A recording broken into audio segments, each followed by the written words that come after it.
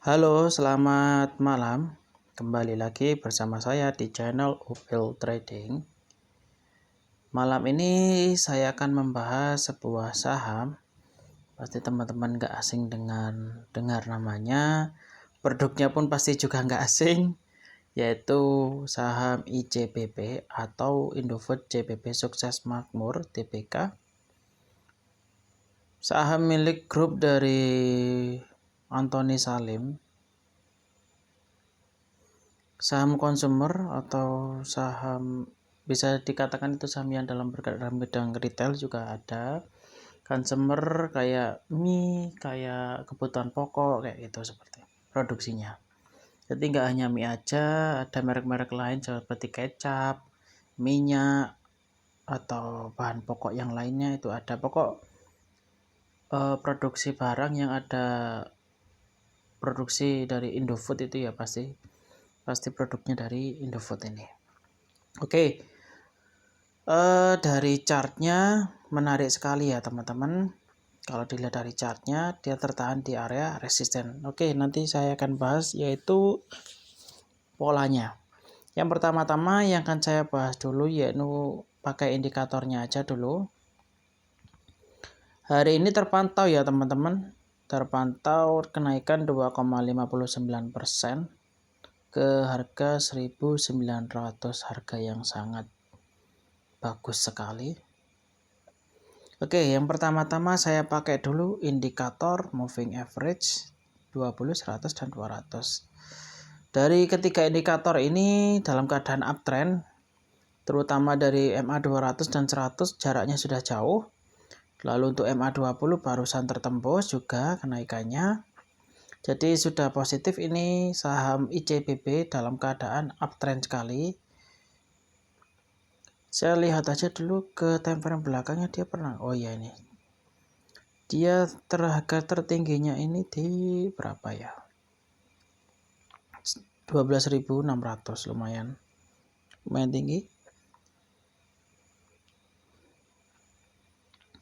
Lalu setelah saya menggunakan indikator ini, selanjutnya saya akan menggunakan indikator stokastik.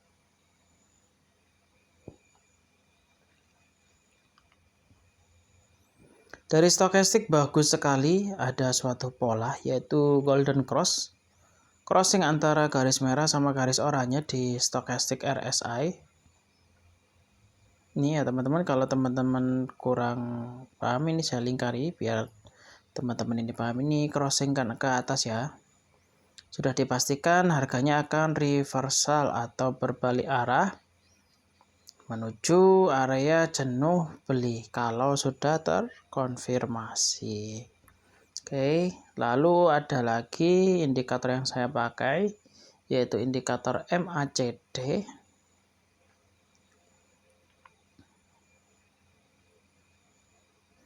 Dari indikator MACD kayaknya sih mau membentuk golden cross juga.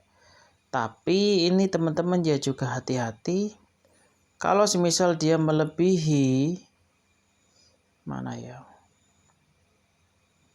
Ini saya kasih aja garis trend. Ini ya teman-teman. Ini ya teman-teman, kalau misal dia melebihi pucuk yang garis biru ini, saya pastikan itu terkonfirmasi positif memang lagi keadaan uptrend. Akan tetapi dia jika tidak berhasil mencapai puncak resisten dari garis MACD-nya ini, misal misal dia sampai ke sini aja lalu dia turun, itu bisa jadi maka akan membentuk suatu pola divergen, itu juga bisa, maka harganya akan berbalik turun ya. Jadi teman-teman bisa lihat-lihat aja dulu, wait and see juga bisa untuk melakukan price action sebelum. Oke. Nah, untuk support dan resisten saya tentukan di mana. Ini dia masih tertahan di area resisten ya teman-teman. Jika dia break ke atas maka akan melanjutkan area resisten selanjutnya. Oke, saya kasih Dari candle saya ubah jadi garis biar lebih mudah untuk memahami support dan resistennya. Jadi saya simpulkan ini adalah area support. Dia sudah tertembus. Dia tertembus ini di hari kapan ya? Resisten sebelumnya itu tertembus 25 Oktober. Resisten yang tertembus maka akan menjadi area support. Jadi untuk area resistennya sekarang ya untuk sekarang nih, yaitu di area sini. Kalau untuk garisnya sih memang sudah breakout ya, breakout kecil. Tapi kalau dari lihat candlenya kayaknya masih masih belum maksimal. Nah, ini yang bawah ini area support, yang atas adalah area resisten. Tapi emang ada breakout kecil, tapi volumenya pun juga kecil. Biasanya namanya breakout itu biasanya sih menunjukkan volumenya itu besar. Bisa jadi kadang breakoutnya lebih. Kalau breakout dalam posisi volume besar itu biasanya lebih valid. Biasanya ya teman. Cuman ya nggak masalah ya, emang namanya breakout dia melebihi bisa nembus resisten ya itu sudah cukup. Oke, saya lihat aja ke time frame sebelumnya di mana sih letak area resistennya lagi. Nah, itu area resistennya itu terletak di sini lagi untuk target selanjutnya di harga 10.500. Ini adalah area resisten selanjutnya dari saham ICBP ini. Jadi untuk teman-teman yang akan mau beli, saya saranin untuk buy on breakout aja dulu. Karena ini membentuk suatu pola, yaitu pola descending triangle. Kalau nggak salah juga bullish pennant juga bisa jadi. Jadi tinggal tunggu breakoutnya aja ya teman-teman. Ini saya hilangkan aja dulu garisnya, nanti saya gambar lagi. Polanya itu seperti ini. Saya pindah ke candle. Nah, ini saya kasih jalur. Ini nih, dia kan ini mulai sini ya, teman-teman. Mulai sini. Dia turun, lalu dia naik. Tapi dia tertahan nih di area resisten. Lalu dia tetap tertahan lagi di area resisten ini. Jadi kalau misal besok masih koreksi, kemungkinan dia akan melanjutkan ke arah pergerakan sini, ke area resisten selanjutnya. Nah, itu yang dimaksud dengan pola descending triangle ini. Area resistennya itu tetap, tapi dia yang paling terlihat itu di area supportnya. Supportnya selalu membentuk higher high. Nah, ini. Jadi tinggal tunggu breakoutnya aja ya teman-teman.